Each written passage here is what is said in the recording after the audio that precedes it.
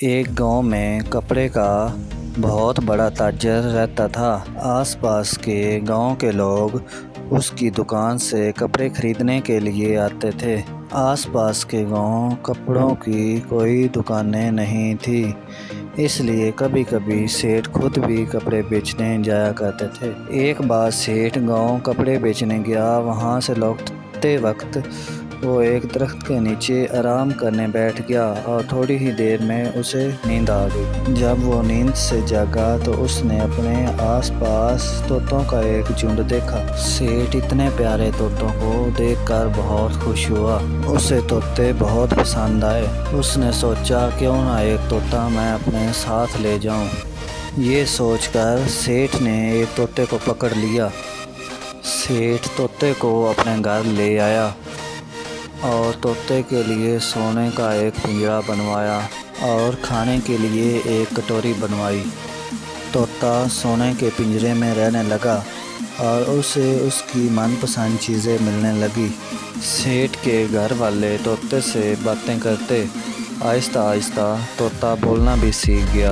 तोते के साथ बातें करने में सबको मज़ा आता था। एक दिन सेठ को गांव से कपड़ों के ऑर्डर आए और उसने खुद ही जाने का फैसला किया और तोते से बोला, तोते मियाँ, मैं तुम्हारे गांव जा रहा हूँ। रास्ते में तुम्हारे रिश्तेदारों से भी मिलूँगा। अगर तुमने कोई पैगाम भिजवाना हो तो बताओ। उन्हें कहना तोता भूखा प्यासा नहीं है और सोने के पिंजरे में रह रहा है। सेठ गांव चला गया और लौटते वक्त उसी दरख्त के नीचे आराम करने के लिए लेट गया। तभी तोतों का एक झुंड सेठ पर टूट पड़ा। उसे चूंचे मारने लगे। उनमें से एक तोता बोला, तुम हमारा तोता पकड़ कर ले गए थे, अब वो किस हाल में है? अरे सब्र करो, मेरी बात सुनो। तोता भूखा नहीं है और ना ही प्यासा है, और तो और वो सोने के पिंजरे में रह रहा है।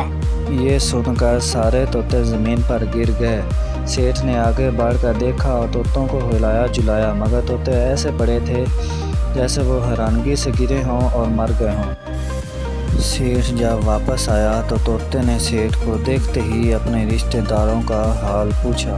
सेठ ने जवाब दिया, जब मैंने उन्हें तुम्हारा हाल सुनाया तो वो सब हैरान होकर ज़मीन पर गिर गए। ये सुनकर तोता भी पिंजरे में गिर पड़ा और ये देखकर सेठ हैरान हो गया और पिंजरे का दरवाज़ा खोल दिया और तोते को हिलाया जुलाया। तोता ना हिला तो सेठ ने तोते को निकाल कर पैर रख दिया।